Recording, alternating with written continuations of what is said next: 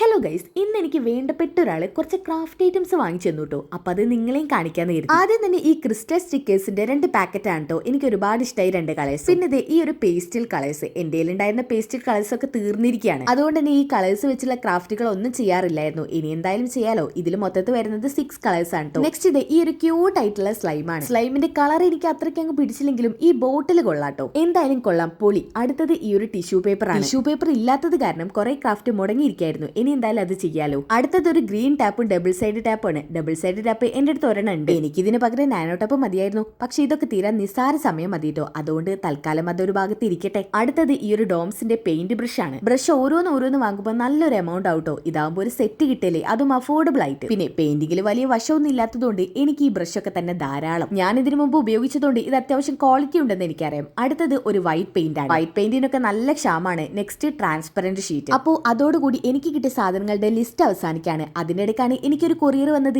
ഈ കൊറിയറിൽ എന്താണെന്ന് അറിയണ്ടേ? അടുത്ത വീഡിയോയിൽ ഇടാം.